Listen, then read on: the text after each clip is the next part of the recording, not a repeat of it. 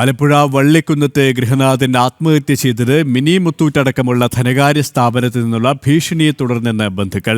Mini മുത്തൂറ്റിലെ 4 ജീവനക്കാർ വീട്ടിലെത്തി ഭീഷണിപ്പെടുത്തിയത് 694 രൂപ കുടിശ്ശിക വരുത്തിയതിന്റെ പേരിലാണ്. വള്ളിക്കുന്നം കടുവിനാൽ സ്വദേശി ശശിയാണ് ആത്മഹത്യ ചെയ്തത്. മിനി മുത്തൂറ്റിന്റെ കുർത്തിക്കാട് ശാഖയിൽ നിന്നും ശശിയുടെ മരുമകൾ ആതിരയാണ് ശശിയുടെ വീട് നിർമ്മാണത്തിന്റെ കടം വീട്ടാനായി 50,000 രൂപ വായ്പ എടുത്തത്. 30 തവണകൾ മുടങ്ങാതെ അടച്ചിരുന്നു.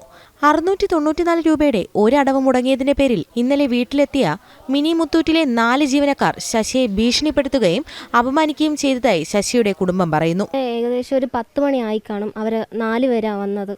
4 പേര് വന്നിട്ട് അന്നേരം തന്നെ എൻ്റെ അടുത്ത് അച്ഛൻ പറഞ്ഞായിരുന്നു, മോൾ അങ്ങോട്ട് മാറിയിരിക്കുക, അച്ഛൻ സംസാരിച്ചോളാന്ന് പറഞ്ഞായിരുന്നു. അപ്പോഴത്തേക്ക് ഞാൻ മാമൻ്റെ വീട്ടിലോട്ട് മാറി നിൽക്കുമായിരുന്നു. അന്നേരം ഇവരെല്ലാവരും കൂടെ അച്ഛൻ്റെ മേലെ എന്തോ പറയാനൊന്നും എനിക്കറിയത്തില്ല, അത്രയ്ക്ക് മോശമായിട്ട് സംസാരിച്ച് എന്തോ പൈസ എടുത്താൽ തിരിച്ചടയ്ക്കാൻ അറിയത്തില്ലയോ, പിന്നെ എന്തോത്തിനാണ് അടയ്ക്കുന്നേ, എന്തോ തെണ്ടിയൊക്കെ പോയി മേടിച്ചുകൊണ്ട് പൈസ കൊടുക്കാൻ, ഇങ്ങനത്തേക്ക് സംസാരമായി. വീടിന്റെ ചിത്രം പകർത്തുകയും മരുമകൾ ആര്യയുടെ ഫോണിലേക്ക് ഭീഷണിപ്പെടുത്തിക്കൊണ്ടുള്ള ശബ്ദ സന്ദേശം അയക്കുകയും ചെയ്തു. ശശി മരിച്ചതറിഞ്ഞ് സന്ദേശം ഡിലീറ്റ് ചെയ്തതായും ആര്യ പറഞ്ഞു. അത് ആ ഒരു മെസ്സേജ് വൈകുന്നേരം ഞാൻ കാണുന്നത്, ഹസ്ബൻഡ് കണ്ടായിരുന്നു. അതിനുശേഷം വൈകുന്നേരം ഞാൻ കണ്ടു, ഒരു 5 മിനിറ്റ് ആവത്തില്ല, അതിന് മുമ്പേ എല്ലാം ഡിലീറ്റ് ആക്കിയായിരുന്നു. എനിക്കത് ആർക്കെങ്കിലും അയക്കാനും ഉള്ള സമയം കിട്ടിയില്ലായിരുന്നു. ഇവിടുത്തെ ഒരു പ്രശ്നത്തിൽ ഞാൻ ആ ഒരു ഇതിലായിരുന്നില്ല. ഞങ്ങൾക്കറിയാം ഞങ്ങളെ അച്ഛനെ, കാരണം അത് അങ്ങനത്തെ ഒരു മനുഷ്യനാണ്. വളരെ മോശമായിട്ട് സംസാരിച്ച എന്തോ ഒരു വാക്ക് കൊണ്ടായിരിക്കും അച്ഛൻ ഈ ഒരു പ്രവൃത്തി ചെയ്തത്. ഫോൺ രേഖകളടക്കം പോലീസിന് കൈമാറിയതായും നിയമ നടപടികളുമായി മുന്നോട്ടു പോകുമെന്നും കുടുംബം വ്യക്തമാക്കി.